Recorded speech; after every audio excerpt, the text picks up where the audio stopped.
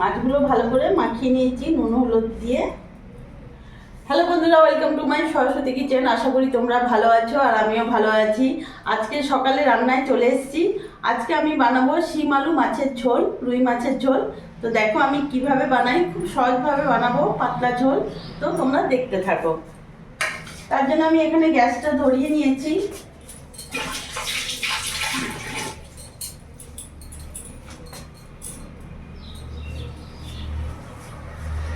কড়াই গরম হয়ে গেছে, এখানে আমি রিফাইন অয়েল তেল দিয়ে দেবো।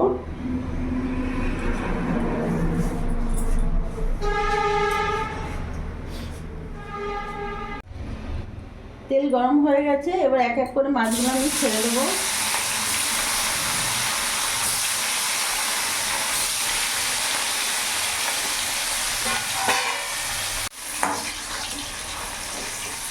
মাছটা একটু ভাজা হয়ে গেছে, আমি উল্টিয়ে দিচ্ছি।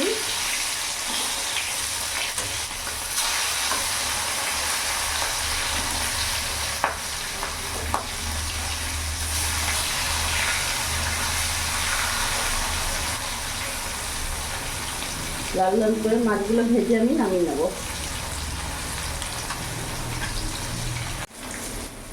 মাছগুলো লাল লাল করে ভাজা হয়ে গেছে, আমি এবার নামিয়ে ফেলবো।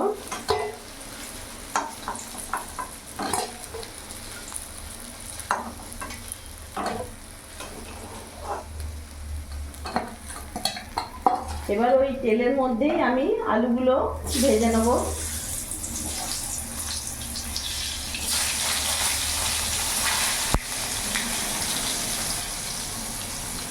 আলুর মধ্যে সামান্য লবণ দিয়ে দেবো, সামান্য একটু হলুদ গুঁড়ো দিয়ে দেবো।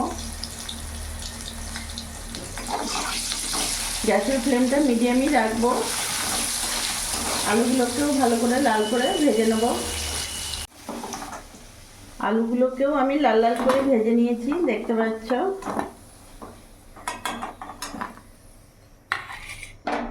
এবার এখানে ফোড়নে দিয়ে দেবো আমি গোটা জিরে,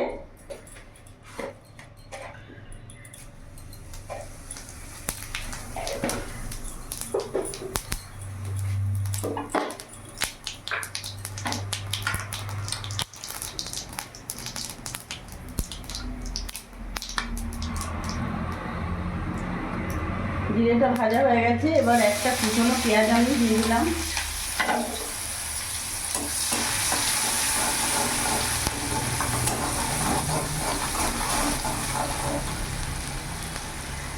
গ্যাসের ফ্লেমটা মিডিয়াম রাখবো। এরই মধ্যে এখানে আদা লঙ্কা জিরে বাটা আমি দিয়ে দিলাম, পুরোটাই দিয়ে দিলাম, 2 চামচের মতো।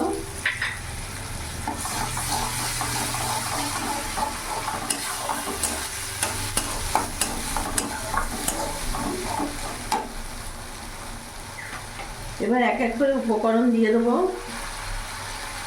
লবণ দিয়ে দিলাম 1.5 চামচ, হলুদ গুঁড়ো দিয়ে দিলাম 1 চামচ, সামান্য একটু লঙ্কা গুঁড়ো দিয়ে দিলাম। ভালো করে নাড়াচাড়া করে মিশিয়ে নিলাম। এবার এখানে কেটে রাখা শিমগুলো আমি দিয়ে দেবো।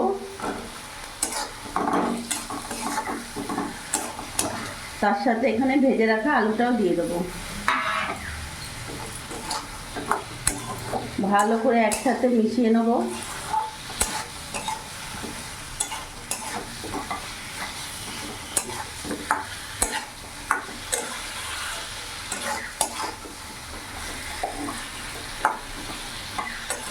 কিছুক্ষণ ভাজা ভাজা করে কষিয়ে নেব।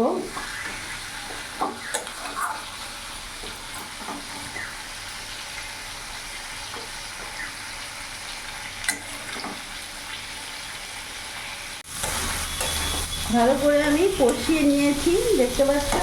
এরই মধ্যে এখন কেটে রাখা টমেটো একটা দিয়ে দেবো। টমেটোটা আগে দিলাম না, কারণ গলে যাবে, আর এটা একটু গোটা গোটা থাকবে, খেতেও ভালো লাগবে। এবার এর মধ্যে আমি এখন জল দিয়ে দেবো।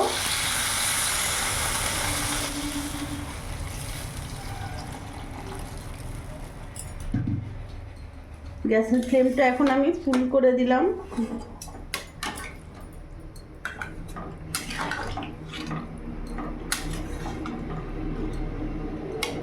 কিছুক্ষণ ভালো করে ফুটিয়ে নেব।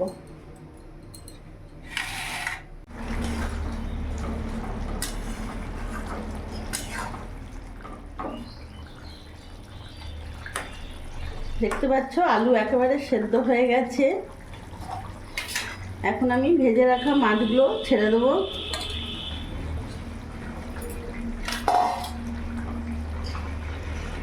মাছগুলো একটু ভেতর দিকে করে দেবো।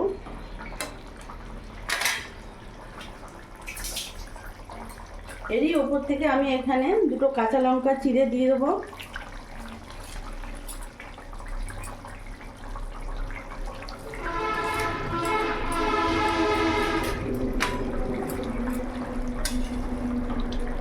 এবার আমি কিছুক্ষণ ফুটিয়ে নেবো, যেহেতু মাছ দিয়েছি, মাছ দিয়ে আমি কিছুক্ষণ 2-3 মিনিট আমি ফুটিয়ে নেব। গ্যাসের ফ্লেমটা মিডিয়ামই রাখবো, মিডিয়াম আছে মাছটাকে ফুটিয়ে নেব। মাছ দিয়ে আমি 2-3 মিনিট ফুটিয়ে নিয়েছি ভালো করে। এবার এর ওপর থেকে আমি ধনেপাতা কুচি দিয়ে দেবো। যেহেতু এই ঠান্ডার ধনেপাতা, এখনকার দিনের মাছের ঝোলে ধনেপাতা দিলে দারুণ লাগে, স্বাদটাই আরও বাড়িয়ে দেয়। যারা যারা ধনেপাতা পছন্দ করো না তারা দিতে হবে না, দিও না।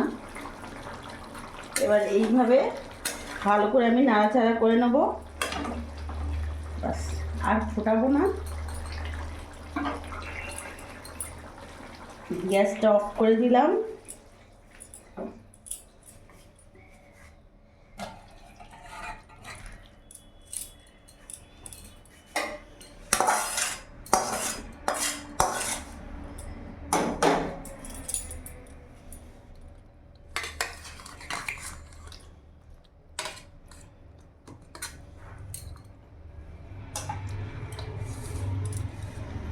আমার শিম আলু মাছের ঝোল একেবারে রেডি। তো বন্ধুরা, দেখলে এই ঠান্ডাতে নতুন এই শিম দিয়ে আলু দিয়ে রুই মাছের, টাটকা মাছের ঝোল আমি কিভাবে বানালাম। আর আমার এই ভিডিওটা যদি ভালো লাগে প্লিজ লাইক করে সাবস্ক্রাইব করে পাশে থেকো, আর তোমরাও ভালো থেকো।